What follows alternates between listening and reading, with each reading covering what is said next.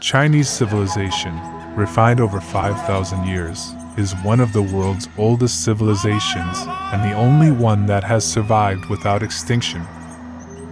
For the majority of its history, China has been at the forefront of the world. Despite experiencing invasions and even periods of foreign rule, its language and culture have never vanished. Instead, they have assimilated foreign cultures, resulting in a more diverse and open cultural heritage. Even in the past century, when China missed out on the Industrial Revolution and went through periods of aggression and internal conflicts, it faced poverty. However, relying on its remarkable ideas and cultural heritage ingrained in its genes, China rapidly adjusted and rose within the past 20 years, becoming one of the most powerful countries in the world. Chinese culture and wisdom undoubtedly embody vastness, grandeur, and a sense of mystery and wonder. It is like a great melting pot, constantly assimilating foreign ideas, discarding the false and retaining the true, and evolving itself. Over the course of these 5,000 long years, numerous military strategists, politicians, thinkers, and philosophers have emerged, leaving behind countless cultural treasures.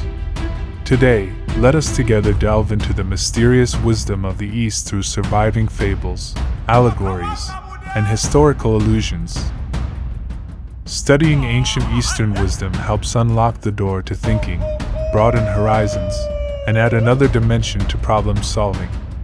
It allows us to apply different wisdoms in handling various relationships and situations in reality.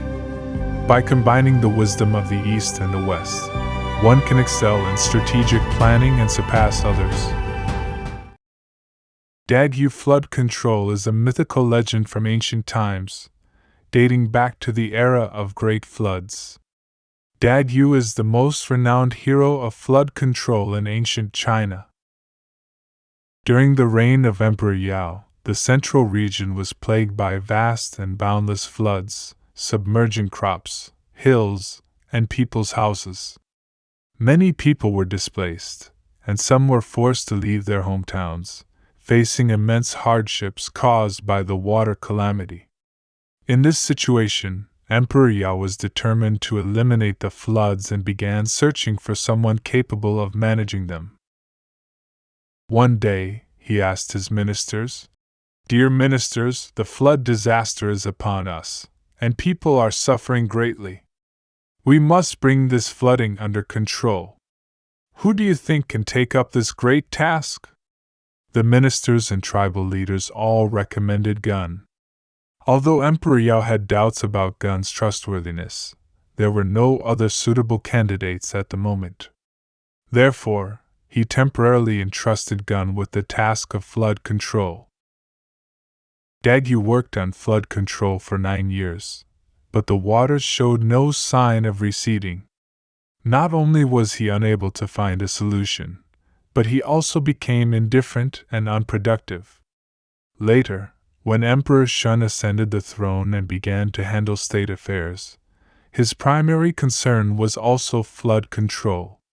He first dismissed Gun from his position and exiled him to Mount Feather. Eventually, Gun passed away there. Emperor Shun sought the opinions of his ministers on who could control the floods. They all recommended Dagu, saying, "Although Dagu is the son of Gun, he surpasses his father in virtues and capabilities. He is humble, respectful, diligent, and leads a simple life." Emperor Shun did not disregard him merely because he was Gun's son, but promptly entrusted him with the responsibility of flood control. Dagu was truly a virtuous man. He did not harbor resentment towards Emperor Shun for punishing his father, but gladly accepted the task. He made a silent vow. "My father's failure to control the floods brought suffering to the people, and I must do everything in my power." At that time, Dagu had only been married for 4 days to a wise and virtuous woman. She agreed to let her husband go, and with tears, Dagu bid farewell to his beloved wife and embarked on his journey. Dad Yu led a group of assistants, including Boyi and Huji, traversing mountains and rivers, enduring hardships, and exploring every corner of the Central Plains. They left their footprints even in remote and desolate areas. Dad Yu felt regret for his father's unfulfilled flood control mission and was determined to accomplish it himself. Along the way, he witnessed countless people struggling in the floodwaters and saw the miserable conditions of the displaced people, shedding tears for their plight.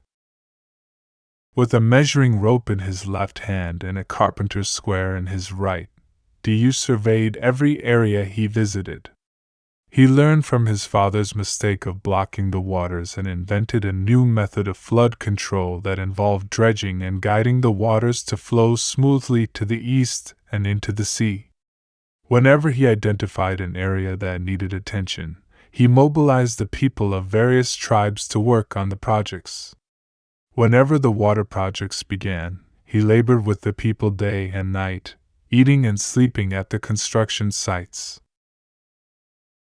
Dad Yu lived a simple life, dwelling in a humble thatched hut and eating less than ordinary people. But when it came to flood control, he spared no expense. Whenever there was a shortage of funds during the flood control projects, he personally sought budget allocations. During the flood control period, Yu passed by his own home 3 times without entering. Once, he passed by his home and heard the cries of his newborn son. Although he longed to go in and see his wife and child, he realized that the flood control mission was urgent and couldn't be delayed.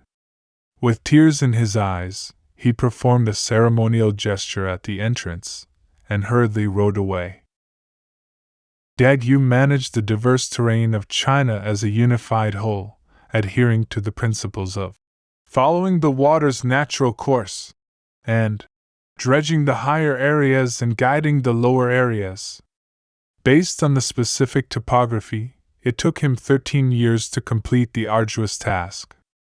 Under his diligent governance, the floods receded, and many areas gradually turned into fertile lands, becoming granaries for rice and grains. People were finally able to build houses and live prosperous and contented lives. To this day, traces of Yu's flood control efforts can be found in most rivers north of the Yangtze River in China. In remembrance of his achievements, temples were built in his honor, and he was revered as the God of Yu.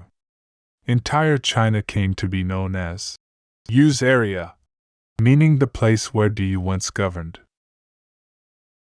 Humans grow in the face of disasters, and behind the struggle against disasters lies humanity's understanding of happiness.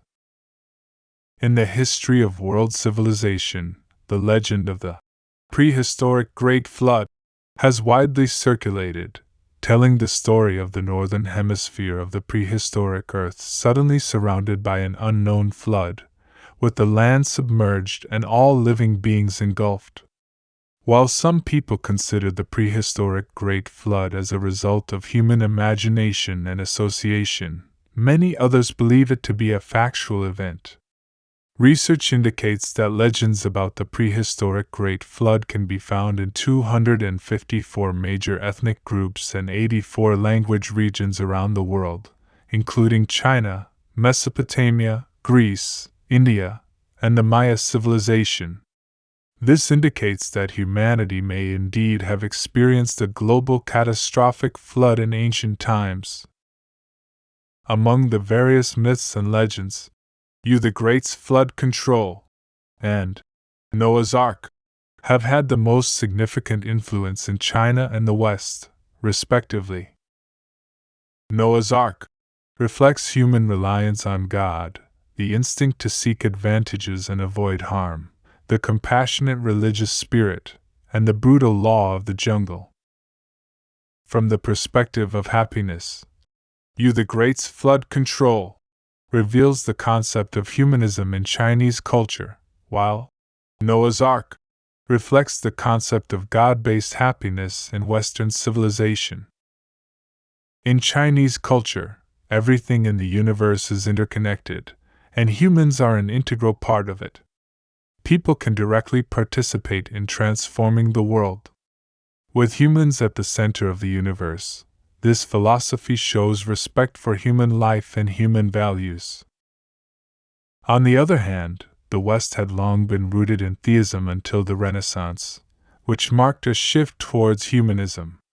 For example, Voltaire, a prominent Enlightenment thinker, dedicated his life to challenging feudalism and the Catholic Church and even cited the story of the Great's flood control to criticize society, using China's humanistic philosophy to shake the foundation of Western theism. In the myth or legend of the Great's flood control, the cause of the unprecedented flooding is not clearly explained. The narrative mainly focuses on how the Great led the people in flood management, with the flood itself serving as a backdrop to highlight the heroism of the Great. The greater the flood's force, the more it accentuates Yu's heroic spirit. In contrast, in Noah's Ark, humans are merely supporting characters, serving to emphasize the power of the flood or the power of God. From the perspective of happiness, Chinese culture emphasizes the process of achieving happiness, while Western culture emphasizes the outcome. The legend of the birth of fire in Chinese culture, attributed to the drilling wood for fire by the legendary figure Shen Nong, underscores the arduous process of drilling wood, while in Western culture the story of Prometheus stealing fire focuses more on obtaining the result of fire. In history, pirates in the West, despite their plundering and pillaging, were respected and admired because they obtained vast treasures. In China, thieves have always been despised. In the military realm, the Chinese emphasized the importance of a renowned general, meaning that military campaigns should have justifiable reasons. Without legitimate reasons, victory in battle would mean nothing. From another perspective, why did people not seek new highland territories that were not yet submerged by floods and spend decades working to control and manage the flooded areas? This actually reflects the deep attachment of the Chinese people to the land that nurtures them. In recent years, the movie, The Wandering Earth, effectively illustrates this cultural difference in thinking. The story is based on the award-winning novel, The Three-Body Problem, by Hugo Award winner Liu Cixin. It tells the sci-fi tale of Earth facing the imminent destruction of the Sun by 2075. The solar system is no longer habitable for humans, and in a desperate situation, humanity initiates the Wandering Earth project, attempting to move the Earth out of the solar system in search of a new homeland for humanity. Clearly, this is a typical Chinese way of thinking. According to Western thinking, people would use spaceships to explore habitable planets, and only a small number of people would colonize new planets to ensure the continuation and propagation of the human race.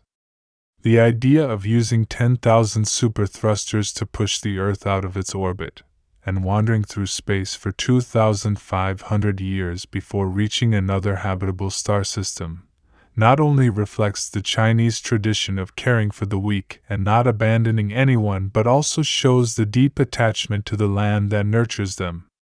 Chinese people believe that effort will eventually yield miracles, even in the face of the immense power of nature or even outer space.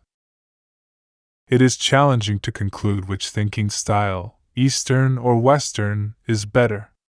Western exploration and expansion of new territories led to the Great Age of Discovery, connecting the world and promoting cultural exchanges and advancements. However, it also brought colonization and disasters to many impoverished and backward regions. Spreading hatred will eventually reap hatred. Historically, powerful ancient empires like the Roman Empire, the Austro-Hungarian Empire, and even the once nearly world-conquering Mongol Empire all eventually met their downfall. In contrast, China, even in its historically most flourishing periods, never occupied or invaded territories outside its own borders. For instance, during the Ming Dynasty from 1405 to 1433, Xing He led 7 voyages to Southeast Asia and African countries, engaging in trade and exchange rather than conquest. Traditional Chinese thinking is about silently cultivating and managing their own land. Even in adverse environments and difficult conditions, the focus is on transformation and reform, not abandoning their own land. Therefore, even in the past century of prolonged wars and poverty, China managed to preserve its civilization and population, making it the only civilization in the world that has survived without extinction. Don't miss out on this potentially life-changing opportunity. If you want to gain more insightful wisdom, go ahead and tap that like button, subscribe to our channel, and help us keep producing high-quality content. And don't forget to click the bell icon below the video, so you'll be the first to receive our latest updates, and never miss a chance to enhance yourself.